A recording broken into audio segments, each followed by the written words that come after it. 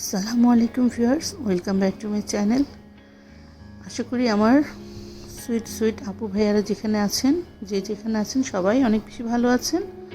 আলহামদুলিল্লাহ আমরাও ভালো আছি। ভিউয়ার্স, নিয়ে আসলাম নতুন একটি রেসিপি।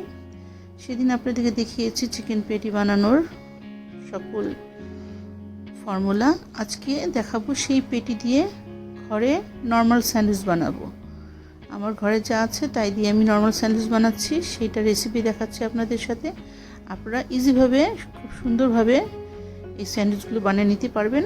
তো আমি চুলার মধ্যে বসিয়ে দিয়েছি ফ্রাই প্যানে দিয়ে দিব আমি এখন।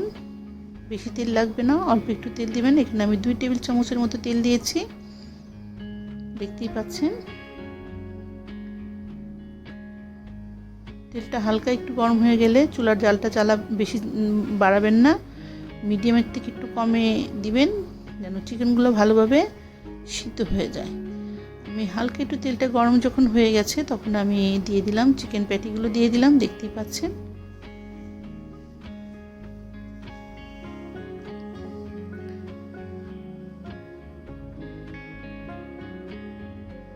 ভিউয়ার্স, এর মধ্যে ছোট্ট করে একটি রিকোয়েস্ট করে নিচ্ছি, আমার ভিডিওটা যদি ভালো লাগে, আমার রেসিপিটা যদি ভালো লাগে, সহজ হয়, তাহলে প্লিজ ছোট্ট করে একটি লাইক দিবেন। আর নতুন কোনো ভিউজ হলে অবশ্যই আমার চ্যানেলটা সাবস্ক্রাইব করবেন, আর অবশ্যই ফ্রেন্ড সার্কেলদের মধ্যে শেয়ার করবেন। তো ভিউয়ার্স, দেখতেই পাচ্ছেন আমি পেটিগুলো এখন 2-3 মিনিট হয়েছে, আমি পেটিগুলো উল্টে দিচ্ছি। ভিউয়ার্স, এই পেটিগুলো আপনি যে কোনো কিছুর সাথে সুন্দরভাবে অনায়াসে খেয়ে নিতে পারবেন। আর খুবই মজা হয়েছে, দোকানের চেয়েও অনেক বেশি মজা, কারণ ঘরে বানানো। এই তো আমি পেটিগুলো উল্টিয়ে দিলাম। আমি আজকে নর্মাল পাউরুটি দিয়ে বানিয়ে দেখাবো। আপনারা এটা পরোটার সাথে খেতে পারবেন, শর্মা বানিয়ে, তারপর আপনারা বার্গার বানিয়ে খেতে পারবেন, তারপর আপনারা স্যান্ডউইচ বানিয়ে খেতে পারবেন, আপনারা সালাদের সাথেও দিতে পারবেন, সব কিছুর সাথে করতে পারবেন না হাসে। আমার দেখতেই পাচ্ছেন পেটিগুলো আমি ভেজে নিলাম। চুলার জালটা কিন্তু ভিউয়ার্স মিডিয়ামের চেয়ে একটু লোতে আছে, ওইভাবে ভেজে নেবেন, তাহলে দেখা যাবে আপনার চিকেন পেটিগুলো কাঁচা রয়ে যাবে। চুলার জালটা যদি বাড়িয়ে দেন, অল্প আছে এটা ভেজে নিতে হবে। আমি সবগুলো পেটি এখন উঠিয়ে ফেলবো।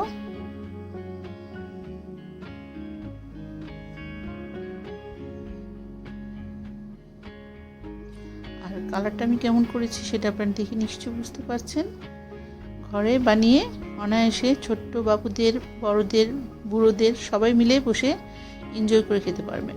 আমি এখানে দিয়েছি টমেটো কেচাপ, আপনার বারবিকিউ সস দিয়েছি, আর দিয়েছি আপনার গ্রিন চিলি সস দিয়ে আমি এটা মাখিয়ে নিয়ে দিয়ে দিলাম পেটিগুলো। আর এই তো উপরে আমি বসিয়ে দিলাম স্লাইসটা দেওয়া আমার ভুল হয়ে গেছে। এখন আমার দেওয়া হয়নি, চিজ দেওয়া হয়নি, আমি কিছুক্ষণ পর চিজটা দিয়ে নিব। ভিউয়ার্স, আমি একটা কেটে দেখাচ্ছি আপনাদের দেখতে কেমন হয়েছে। আর ভিউয়ার্স, অনেক বেশি স্বাদ হয়েছিল। পরে আমরা ঘরে আরও পেঁয়াজ দিয়ে সস বানিয়ে পরের দিন আবার খেয়েছি, অনেক বেশি মজা হয়েছে। আর দেখতেই পাচ্ছেন কতটা লোভনীয়। বাচ্চাদের যদি এরকম টিফিনে দেওয়া যায় বা বিকেলে নাস্তায় দেওয়া যায়, বাচ্চারা তো অনায়াসে খেয়ে ফেলবে, আর টাকাও খুব কম লাগে। এইটাই আপনি বাইরে যেয়ে খাবেন, অনেক টাকা লেগে যাবে, আর সেটা স্বাস্থ্যকর হবে না। ঘরে বানিয়ে দিলে এটা 100% স্বাস্থ্যকর। আমি চিজটা দিতে ভুলে গিয়েছিলাম ভিউয়ার, আমি চিজগুলো দিয়ে নিচ্ছি।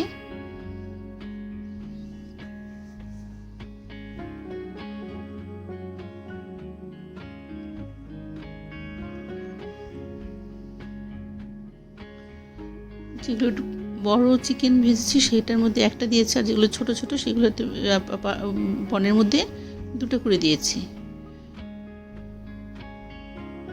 আমরা তো বানিয়ে খেয়ে নিয়েছি, এবার পালা আপনাদের। আপনারা বানিয়ে খাবেন, আমাকে কমেন্টের মধ্যে জানাবেন। আর অবশ্যই ভিউয়ার্স, আমার ভিডিওতে ছোট্ট করে একটি লাইক দিবেন প্লিজ। আমি তো খেয়ে নিচ্ছি ভিউয়ার্স, দেখতেই পাচ্ছেন অনেক মজা হয়েছে। আপনারা বানিয়ে খেয়ে আমাকে কমেন্টের মধ্যে জানাবেন প্লিজ। তো ভিউয়ার্স, এখন ভিডিওর শেষের দিকে আমি এই তো দেখুন অনেক অনেক লোভনীয়, অনেক ইয়াম্মি একটি খাবার, স্বাস্থ্যকর, 100% স্বাস্থ্যকর। বাসা বানাবেন এবং ফ্যামিলি নিয়ে এনজয় করবেন, ফ্রেন্ড সার্কেল নিয়ে এনজয় করবেন এবং আমাকে কমেন্টের মধ্যে জানাবেন প্লিজ।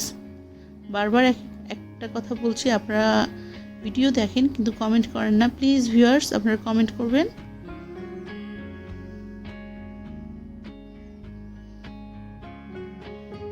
এটা অনেকভাবে বানিয়ে খেতে পারবেন। এই ব্রেডটা ভেজে ব্রেডের মধ্যে দিয়ে খেতে পারবেন। আমি ভাজা ছাড়াই করেছি অল্প কষ্টের জন্য। আপনারা যদি ভেজে নেন তাহলে এটা আরও বেশি মজা লাগবে। আচ্ছা ভিউয়ার্স, এবার যাওয়ার পালা। আবার নতুন কোনো রেসিপি নিয়ে চলে আসবো আপনাদের মাঝে। আপনারা বেশি বেশি করে কমেন্ট করবেন। আল্লাহ হাফিজ।